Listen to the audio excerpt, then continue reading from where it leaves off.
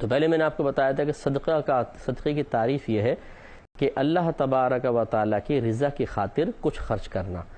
ثواب کے حصول کے لیے، ثواب حاصل کرنے کی نیت سے کچھ خرچ کرنا، یہ صدقہ کہلاتا ہے۔ معلوم ہوا کہ آپ کے کہنے سے کچھ صدقہ نہیں بن جاتی۔ جیسے ہم کہتے ہیں یہ پیسہ صدقہ ہے، صدقے کا پیسہ ہے، کہنے کی ضرورت کیا ہے؟ صدقے کا پیسہ ہے۔ اگر آپ کسی کو غریب کو پیسے دے رہے ہیں، چاہے دل میں صدقے کی نیت کریں نہ کریں، شرعی طور پہ یہ صدقہ ہی ہے۔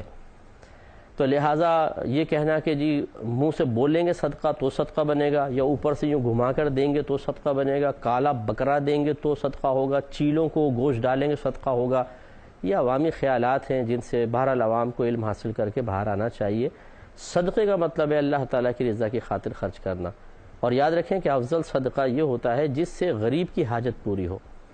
اب وہ بیچارہ غریب ہے، اسے دوائیوں کے لیے پیسے چاہیے، میں اسے بکرا لے کر ہاتھ میں پکڑا دوں کہ بکرا لے لو، صدقہ کر رہا ہوں جی بکرا، اس کو کیا فائدہ اس بکرے کا؟ وہ جا کے بیچارہ بیچنا پڑے گا، یہ مشقت، پھر اس سے پیسے آئیں گے، پھر وہ اپنی دوائی لے گا۔ اس کو بکرے دینے سے بہتر ہے کہ کیش آپ دے دیں جس سے وہ دوا خرید لے، تو یہ ہزارہا بکرے صدقہ کرنے سے افضل ہے، کیونکہ غریب کی حاجت پوری ہو، یہ سب سے بہترین ہے۔ تو بہرحال اب چھپا کر صدقہ دینا یہ بھی بڑا مشکل کام ہوتا ہے، اور نبی کریم صلی اللہ علیہ وسلم نے جو یہ عرش کے سائے کا انعام بیان فرمایا، اگر آپ دیکھیں تو ان جتنے حضرات کا تذکرہ ہو چکا ان سب کا کام بڑا مشکل کام ہے۔ مشکل کام کے جواب میں یہ عرش کا سایہ عطا کیا جائے گا۔ اس کا مطلب یہ ہوا کہ صدقہ چھپا کر کرنا کوئی آسان کام نہیں ہے، بہت مشکل کام ہے، کیونکہ ہمارے نفس کی خواہش ہوتی ہے کہ یہ اخروی انعام پر کم اور دنیاوی انعام کی طرف زیادہ مائل ہوتا ہے۔ یہ چاہتا ہے کہ فوراً نیک عمل کیش ہو جائے۔ نیک عمل کرو پہلی بات دکھانے کے لیے تاکہ لوگ متاثر ہوں، اگر کسی نے دیکھا نہیں تو سناؤ تاکہ لوگ تم سے متاثر ہوں۔ اسی طریقے سے جب انسان صدقہ دینے لگتا ہے تو نفس زبردست خواہش کا اظہار کرتا ہے کہ دیتے ہوئے سامنے والے کو پتہ چلنا چاہیے کہ تم نے دیا ہے، پہلی بات یہ۔ پھر اگر اور زیادہ خواہش بڑھتی ہے تو صرف اسی کو نہیں، اوروں کو پتہ چلنا چاہیے۔ اگر انہوں نے نہیں دیکھا تو سب کے سامنے دو تاکہ سب کو پتہ چل جائے، نہیں انہوں نے سب کے سامنے آپ نے دیا، اکیلے میں دے دیا تھا، تو ان سب کے سامنے ذکر کرو کہ میں نے دیا، فوٹو کھنچوا لو، اپنا تصویر بنوا لو تاکہ لوگوں کو پتہ چلے، اسے فیس بک پر ڈال دو فلاں جگہ فلاں جگہ۔ تو خلاصہ کلام یہ ہے کہ جو پیسہ صدقہ کرتے ہیں اللہ تعالیٰ کی رضا کے لیے غریبوں کو دیتے ہیں، وہ سب اپنی اپنی کیفیات، میں بھی دیکھوں آپ بھی دیکھیے کہ ایسا تو نہیں ہے کہ پیسے مخفی طور پہ دینا پہاڑ کے برابر محسوس ہوتا ہے، جب تک کسی کو سنا نہ لیں، جب تک کسی کو دکھا نہ لیں، جب تک سامنے والا اس پیسے لے کر دو الفاظ شکریہ کے ادا نہ کرے، ممنون نظر نہ آئے، مرعوب نظر نہ آئے، جھکی ہوئی نگاہیں نہ ہوں، جب تک وہ سلام میں پہل نہ شروع کر دے، ہماری آمد پہ کھڑے ہو کے استقبال نہ کرے، ہم کہتے ہیں صدقے کا مزہ ہی نہیں آ رہا۔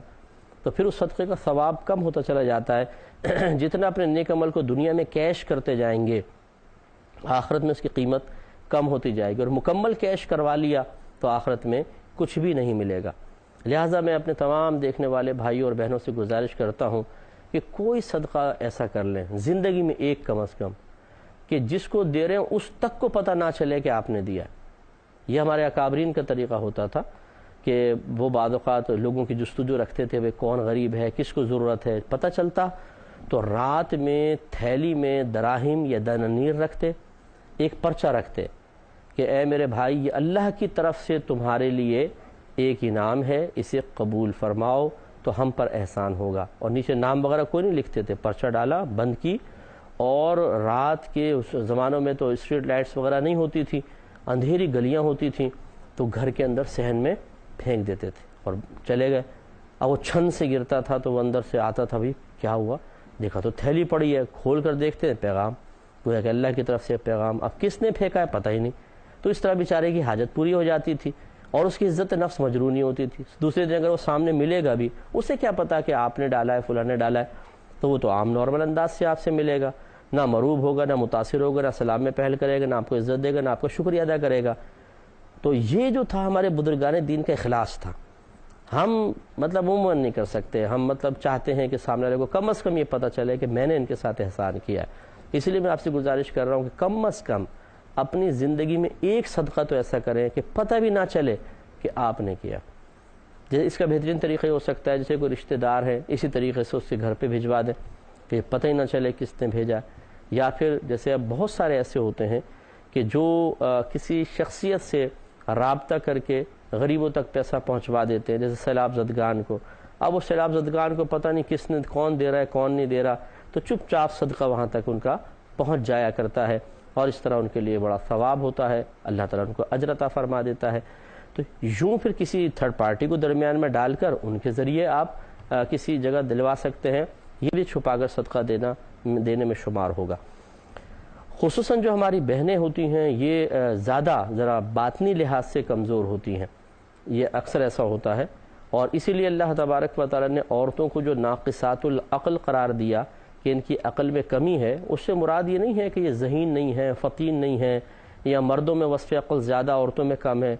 بلکہ اس کی بنیادی وجہ یہ لکھی ہے کہ عورتوں کی باطنی کیفیات اکثر ان کی عقل پر غالب آ جاتی ہے. یعنی جب یہ فیصلے کرتی ہیں تو عقل سے کم کرتی ہیں، ان کی باطنی کیفیات ان پہ غالب آ کر وہ تقاضا کرتی ہیں کہ یوں فیصلہ کرو، تو یہ اس کے مطابق فیصلہ کرتی ہیں، اس لیے ان کو ناقصات العقل قرار دیا ہے. تو خواتین میں بہت مشکل ہوتا ہے کہ یہ اپنے صدقے کو چھپائیں. اگر چھپا کے دے بھی دیتی ہیں تو کبھی نہ کبھی تانا مار دیں گی، ظاہر کر دیں گی، اور اس طرح ثواب ضائع بھی ہو سکتا ہے. اللہ تعالیٰ فرماتا ہے کہ لا تبطلوا صدقاتکم بالمن والاذی، کہ اپنے صدقات کو احسان جتا کر اور سامنے والے کو اذیت پہنچا کر ضائع مت کرو. یہ نص قطعی موجود ہے. تو اس کا مطلب یہ ہوا اگر ہم کسی کو دیتے ہیں اور کبھی موقع آیا تو پھر ہم نے تانا کر دے دیا سب کے سامنے یا اکیلے میں کہ اچھا آج ہمارے سامنے باتیں کرتے ہو، جب تمہاری بیٹی کی شادی تھی تب تو بڑے ہاتھ جوڑ کے میرے پاس آئے تھے، جب تمہارے بیٹے کو نوکری نہیں مل رہی تھی تو ہم نے سفارش کر کے لگوایا تھا تمہارے بیٹے کو، آج اسی کی تنخواہ پہ عیش کر رہے ہو اور ہمارے سامنے آنکھیں دکھا رہے ہو.